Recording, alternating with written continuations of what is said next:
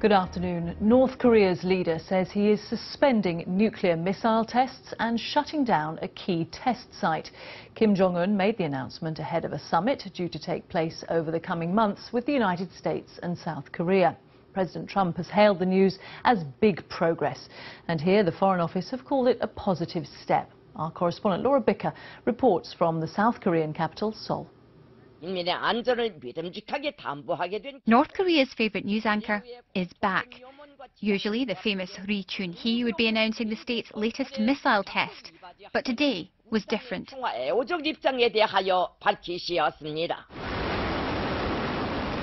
Kim Jong-un has declared there will be no more nuclear or ballistic missile tests. He's also going to shut down an atomic test site to focus on building North Korea's economy. In a tweet, the US president said this is very good news for North Korea and the world. Big progress. Look forward to our summit. These students have defected from North to South Korea. They are sceptical of their former leader's claims. There are 3 nuclear facilities and they're only closing 1. It's just to show action, to negotiate with the US. It doesn't mean they're going to give up their nuclear weapons. There's a need to be wary of this announcement. To develop nuclear weapons, they've killed tens of thousands of people by starving them. I think North Korea is trying to get a reward because they've been pressured by sanctions. In Seoul, a hotline has been set up to Pyongyang to allow the leaders of the divided peninsula to talk to one another. They're welcoming this latest news from the north, ahead of a summit meeting between the two sides next week. It's worth noting what Kim Jong-un did not say. He's not handing over his nuclear weapons. He's simply going to stop testing them. This is not denuclearization as ordered by the United States. Nevertheless, it is a significant step. It really signals he's all in, and we need to catch up, I think, in terms of our analysis of where Kim Jong-un is. He's ready for the summit with the South Koreans, for the summit with Donald Trump. It's a measure of his seriousness that he's doing this before the meetings. Pyongyang has broken nearly every promise it has made to the international community. But there is some hope that this time, maybe, it will be different. Well, Laura is live for us now in the South Korean capital, Seoul. And we heard there a mixture of scepticism, some cautious optimism from others. What kind of effect do you think this announcement will have on those upcoming talks? OK, here's the optimistic part. Kim Jong-un didn't have to do this a week before the summit with Moon Jae-in of South Korea. He didn't have to say that he was going to stop nuclear tests. He has. He's given them a starting point. He's also given them a hint at what he might want. He's talking about building his nation's economy. That could be a little hint to the international community that he's ready to have those sanctions lifted, and he's ready to negotiate to have those sanctions lifted. And here's the cautious part. These concessions that he's making are easy to make. He's already a nuclear power. He's declared himself one. They've had 6 successful nuclear tests. So he can say, I've got the weapons to his people. And when it comes to the cautious part, the closure of the atomic test site, well, it was badly damaged during the last nuclear test. So it might well be that it's not able to be used anyway.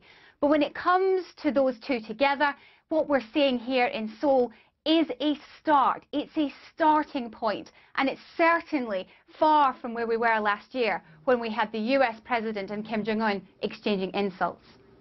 Laura, thanks very much. Laura Bicker there. Here, documents recording the arrival of thousands of the so-called Windrush generation who came to the UK from the Caribbean in the 1950s are being stored at the National Archives at Kew in West London. They could include name, birth date and details of the journey taken of anyone arriving by ship. Well, I'm joined by our political correspondent Susana Mendonça. What's the significance of this? Well, I think this will no doubt give some hope to members of the Windrush generation that there's some documentation out there that can prove when they arrived and that they came here legally. Now, this is an issue that has really embarrassed the government over the past week. We've had Theresa May having to apologise to the heads of government from the Commonwealth about this issue. We've had her having to apologise to members of the Windrush generation about them being effectively stripped of British citizenship in a way, not being allowed to work in the UK, being denied the right to healthcare, being denied the right to pension, some being deported because documents that proved that they were here legally were destroyed, and so they couldn't prove when immigration rules were tightened up, they couldn't themselves prove that they were here legally. And so this, I suppose, may be a way to prove that. We don't yet know whether or not the Home Office is going to be using these documents. We've yet to hear from them on that. What we do know is that the Home Office is reviewing all of those cases and reviewing them quite crucially over the next few days, trying to, I suppose, give some reassurance to those people who've been affected. And also, the Prime Minister has said that there will be compensation for people. We're yet to hear what that compensation will entail. OK, Susana, thanks very much. Susana Mendonça. One of the UK's biggest providers of home care visits is understood to be in financial difficulties. Allied Healthcare, which employs around 12,000 people who look after elderly and vulnerable patients, says it will continue to provide them with care. Allied Healthcare is seeking a repayment plan with its creditors.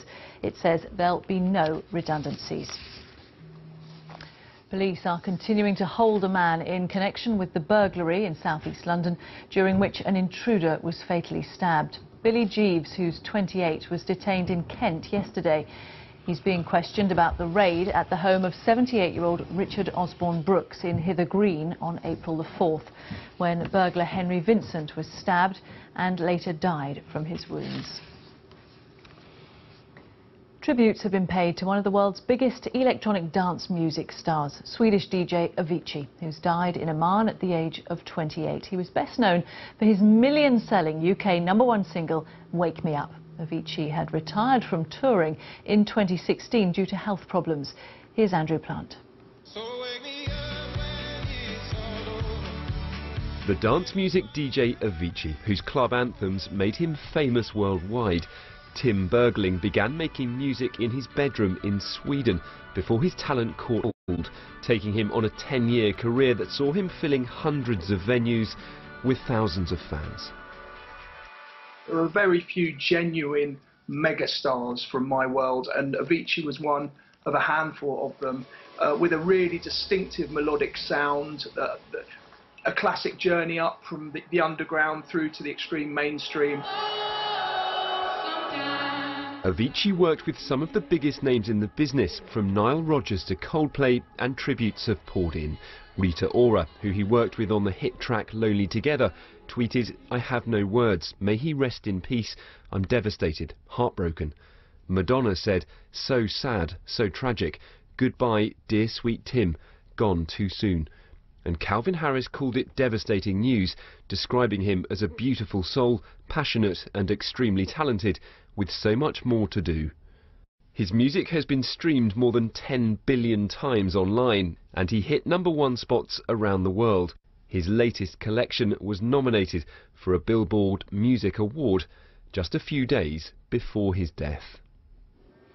The DJ Avicii, who's died at the age of 28. Royal gun salutes have been taking place to mark the Queen's 92nd birthday. Soldiers from the King's Troop, the Royal Horse Artillery, fired 41 times in Hyde Park in London at midday. This evening, Prince Harry will lead the tributes to his grandmother at a birthday concert at the Royal Albert Hall, which will be shown live on BBC One. Now, with all the sport, here's John Watson at the BBC Sports Centre. Rachel. Thanks very much. And you can see more on all of today's stories on the BBC News channel. The next news on BBC One is at 4:35. Bye for now.